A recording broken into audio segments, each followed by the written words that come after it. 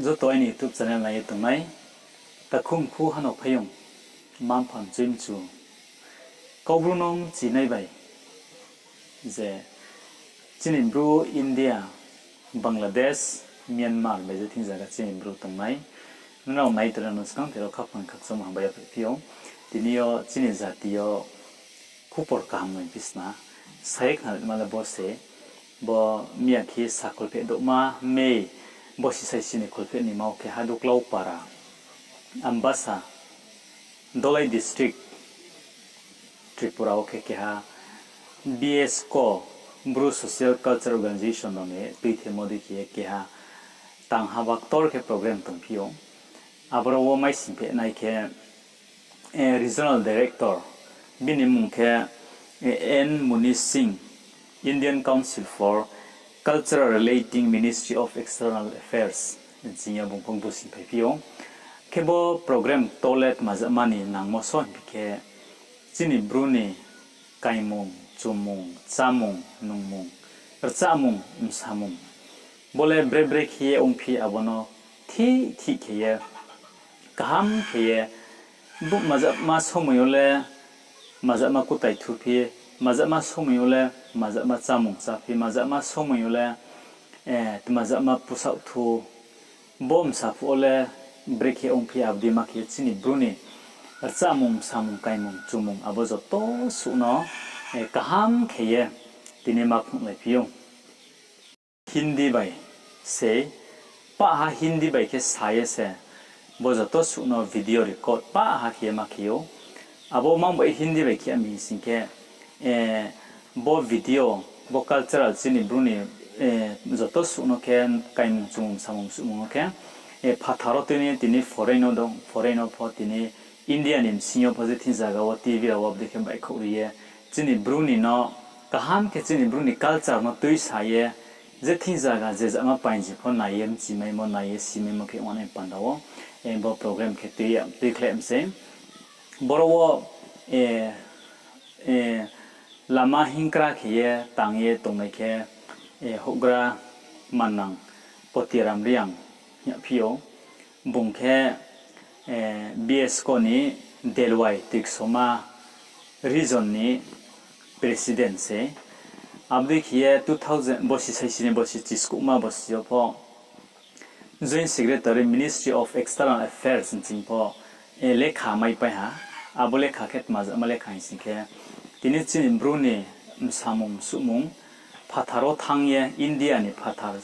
foreign jetin jaga thangi po samai mo abdima kemma permission bai sikrumo nangkhum ma bai lama phokma le kharo po bochine hogra potirang riang bini mo khino tini boikhum ma lekha permission lekha abdi kheriya morok no bosi saisine chisku mo mai pa bodi khiye taun jaro chini culture wa haba kai tongo chung to si pai mayan si tini hak torma ba unke kya zatin bo ye culture bo ye habalai to ne kun ba ma to areng pho chung khupo mai le ya silai ang bo ye chung shin ke ma tong sam el chin Bru the thing jaga to ne ran bo khupo sarin chu pio inke chini culture ni bo pho chung ka ma ke sak pe tang le nai phona pal ma sim pio abdi ke bo mia ki bo program umumano tini daily yote khina pe thangu joto su video record pa ha Hindi bai ke saye mai chamo mui chamo kaimung chumung bukti somolet mazama ko tai thupi bokti somolet mazama sapi bom sapulet mazama mazama pa ha ke khe ya bono Hindi bai ke saye Hindi bai saman pana ko Bru khu ba cross ni sai khu la ye abrong pa Hindi bai sariye chini Bru ni joto su no kaham ke saye tu khena ye thau abono bangbal ya TV pro pe nai yes hao yang be chung to TV ra won pu se kaham ke ta sa bre khyong phi chung nu le nei nai rom ba ya ang le abodi mani video lag bang pu ya ze bo brau chini Bru ni chamung no mung nang pis na Bru ni no wa mai ti cha lai mom Bru ni pu sao abdi ma ba ke Bru a ke pu mai mui cha mo bre ke abdi mani pu sao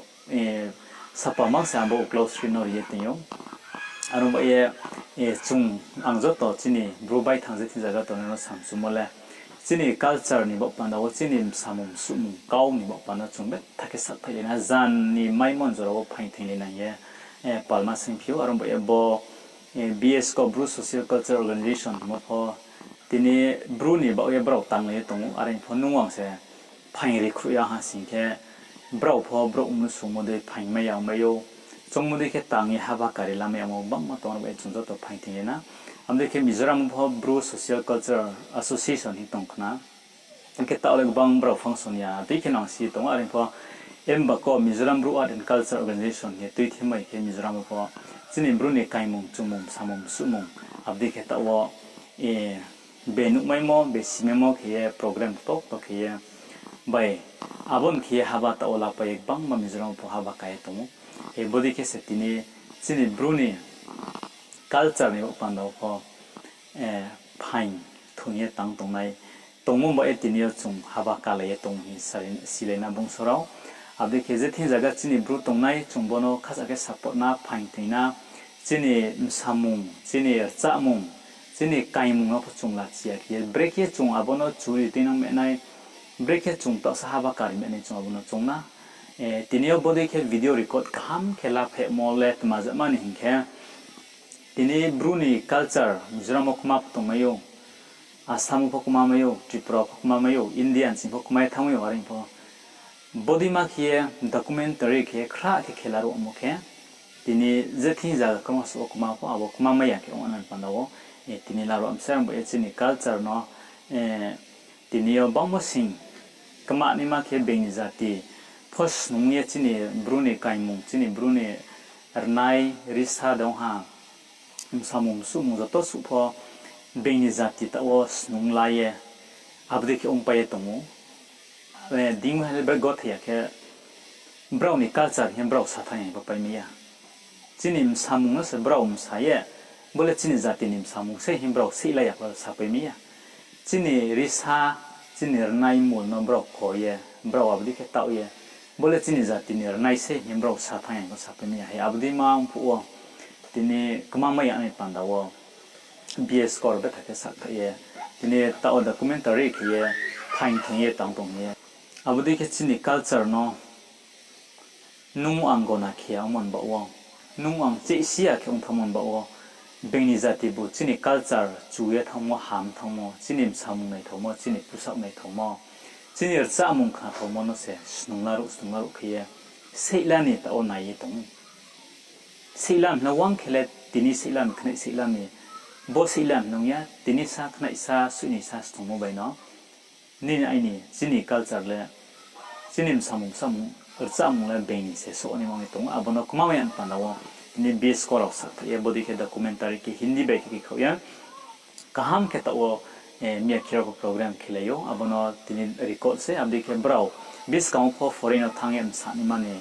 rao foreign thang chini ke jati nim samung su no pho nai om Bru jati nim samung le bor kisle bom samung le Bru nim samung sle ni se pandawo em brau kaham ke habale sa ke tong ye en zo ton samsum serang bo chini ni ai ni samung ni ai ni daito le tang mo le tmai singke chung bono kaham ke phaini khro namu chung la chia ke kriya ke chin jati ni kaim chung no kaina chung na ye zo ton parma sing sa